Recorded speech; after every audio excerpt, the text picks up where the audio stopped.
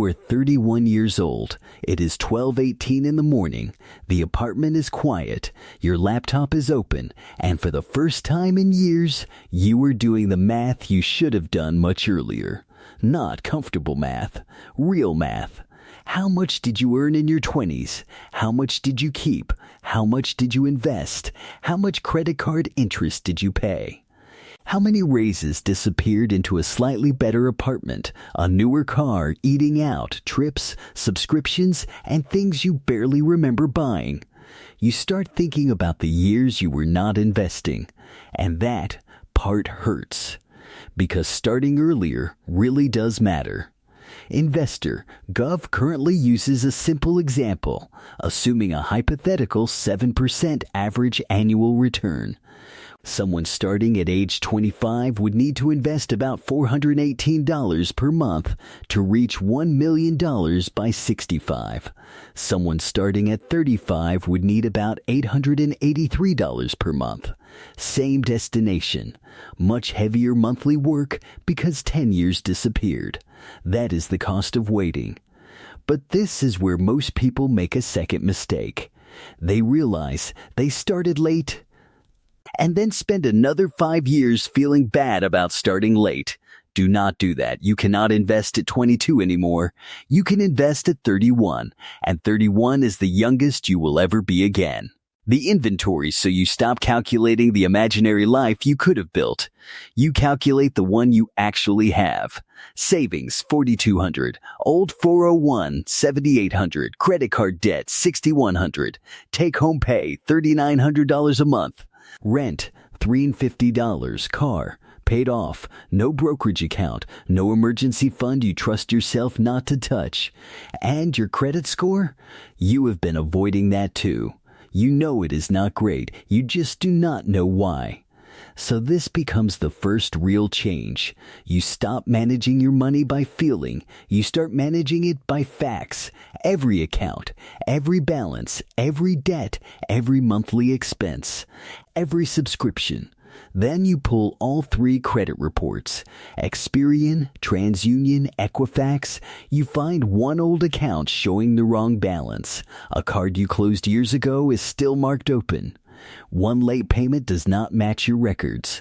The CFPB specifically tells consumers to look for errors such as accounts that are not theirs, closed accounts reported open, incorrect late payments, duplicate debts, wrong balances, and wrong credit limits. So you challenge what is genuinely inaccurate. You attach evidence. You dispute with the bureau and the company that supplied the information when appropriate.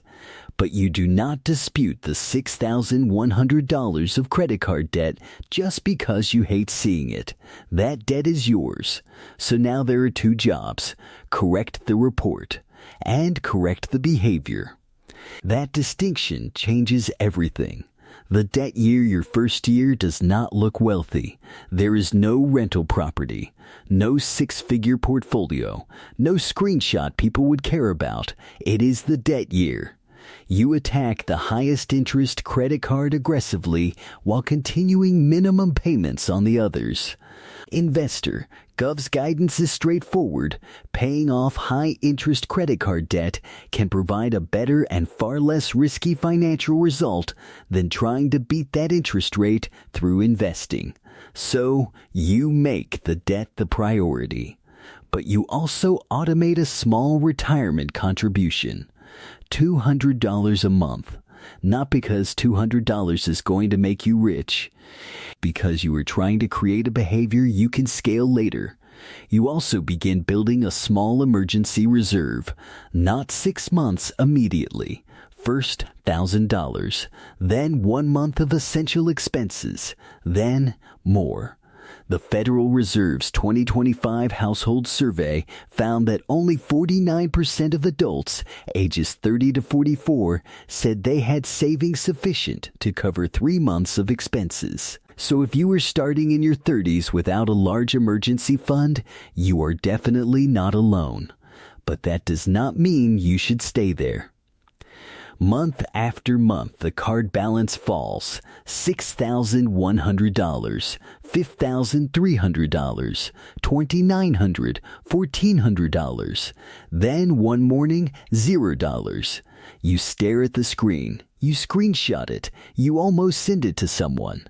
Then you realize nobody else needs to understand what this number cost you. The important part is what happens next. The payment that used to go toward debt does not suddenly become restaurant money. It gets redirected. Immediately, this is where people lose momentum. They eliminate a $400 monthly payment and instantly create a new $400 monthly lifestyle. You do not. The debt payment becomes an investment contribution. Same money, different destination. Age 33, the acceleration you were 33. Credit card debt is gone. The emergency fund is growing. Your credit profile is cleaner. Not perfect. Cleaner. Your income has increased too. Take home pay moves from $3,900 to around $4,600. And this is where your 30s give you something your 20s did not. Earning power. You have experience now. You can negotiate. You can switch companies. You can develop a skill employers will pay more for. You can create side income. Starting later means time is working against you. So income has to work harder for you. You increase investing from $200 a month to $700, then eventually $1,100. Workplace retirement plan, IRA when eligible, taxable brokerage account. The specific account depends on your situation. For context, in 2026, the employee contribution limit for a 401 is $24,500, while the combined traditional and Roth IRA contribution limit for most people under 50 is $7,500. Roth IRA eligibility can also depend on income. You do not have to max everything immediately. That is not the point.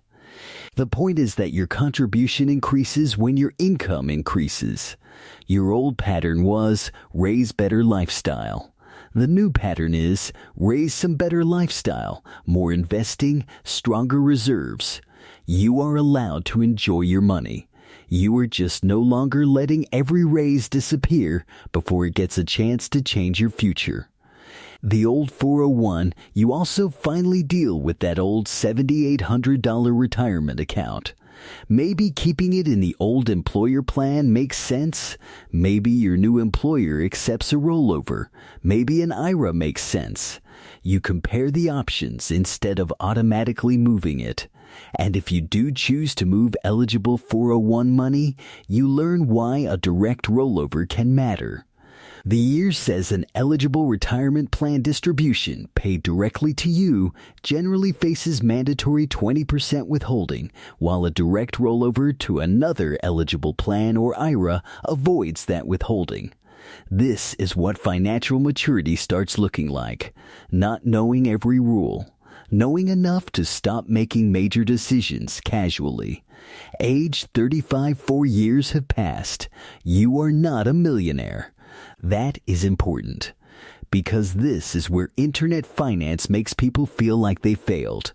At 35, maybe your retirement and brokerage accounts together are somewhere around $60,000 or $70,000. Emergency savings is healthy. Credit card debt is gone. Your credit profile is much stronger. Income is higher. Monthly investing is dramatically higher than it was at 31. Nothing about your life looks viral, but you are no longer financially standing still. That might be the most important difference. At 31, every month happened to you. At 35, every month has instructions. And then the comparison problem arrives. Your friend started investing at 23. His retirement account is already much larger. You see $110,000. You see your $65,000. And suddenly, 4 years of progress starts feeling like failure. That is the trap. You are comparing your Chapter 4 with somebody else's Chapter 12. The gap is real. Pretending it is not real does not help. But the gap is not a verdict. Your real opponent is the version of yourself who reaches 35 with the same $4,200 in savings and the same revolving debt because 31 felt too late. That version of you is losing. You are not. The advantage of starting in your 30s there is something else people forget. Starting in your 30s has disadvantages. Less compounding time, more responsibilities, maybe children, maybe aging parents, maybe a mortgage. But you may also have advantages your younger self did not. Higher income, better judgment, more career leverage, more understanding of what you actually value. And most importantly, you have seen what financial fragility feels like. You know what a credit card balance feels like when an emergency arrives. You know what a weak credit profile can do when you need financing. You know what it feels like watching somebody lose a job. Money is no longer theoretical. That can make you more intentional. But there is a danger too. The late starter is vulnerable to desperation. You see someone claiming a 40% return. You think, maybe this is how I catch up. You see crypto doubling, options trading, some private deal. A friend says he can turn $20,000 into $40,000, and because you know you lost time, speed becomes emotionally attractive. That is exactly when you need discipline most. Starting late does not mean you need a miracle. It means you need a larger contribution and fewer catastrophic mistakes. Investor, Gov puts the principle simply. Starting later generally means more of your earnings must be invested to reach the same goal. More earnings, not more gambling. Age 40 now, you are 9 years into the process. And this is when life starts looking different. Maybe you bought a home at 38. Not because everybody told you 35 was the deadline. Because you were financially ready. You reviewed your credit before applying. You lowered card balances. You compared lenders. You did not walk into the mortgage process asking, will someone approve me? You walked in asking, what terms are you offering? That is the shift. Bad credit makes you chase approvals. Strong credit makes approvals compete for you. Your investments are larger now. Your emergency fund means a transmission problem does not become another 5-year debt story, and your monthly contribution that once felt impossible now feels normal. That is what automation does over enough years. It takes something difficult and turns it into the default. Age 45, you are 45. 14 years since that midnight spreadsheet. Suppose that from your early 30s onward, you eventually averaged around $1,100 per month invested and earned a hypothetical 7% average annual return. Over 12 years alone, $1,100 per month would mathematically grow to roughly $247,000 before considering any starting retirement balance. Actual market returns will not arrive smoothly and could be higher or lower.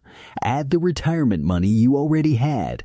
Add years when you contributed more. Maybe home equity. Maybe a side business. Suddenly, a net worth that once looked impossible starts becoming real. Not because you caught up. Because you stopped measuring your life against the timeline you lost. You built from the timeline you still had. And maybe now someone younger asks you, when should I start investing? Your answer comes immediately. Now, not because starting at 31 ruined your life. It did not. You are proof of that. You tell them now because you know what every delayed year costs. And you also know something they do not understand yet. They think time feels unlimited. You know it does not. The truth about starting late here is the truth. Starting in your 30s is not as powerful mathematically as starting in your 20s. You lost compounding time. That is real. You cannot dispute it. You cannot refinance it. You cannot negotiate with it. But regret does not compound into wealth either. The only useful response to losing time is becoming more intentional with the time that remains. Increase income. Eliminate expensive debt. Build emergency savings. Review your credit reports and correct genuine errors. Protect every payment. Use credit as leverage instead of lifestyle permission. Invest consistently. Increase contributions when income rises. Take the employer match when available and appropriate. Avoid chasing shortcuts because you feel behind. Then keep going. At 31, you thought the problem was that you did not start at 22. Eventually, you understand the real problem would have been reaching 41 wishing you had started at 31. You cannot become 22 again. You do not need to. You need the next paycheck, the next month, the next raise, the next 10 years. The machine does not ask why you arrived late. It does not care what you spent in your 20s. It only responds to what you do once you finally show up. And if you are 31, 33, 35, or even 38, today is still the youngest version of you that gets another chance. You have already spent enough mornings wishing you started earlier. Use this one to start now.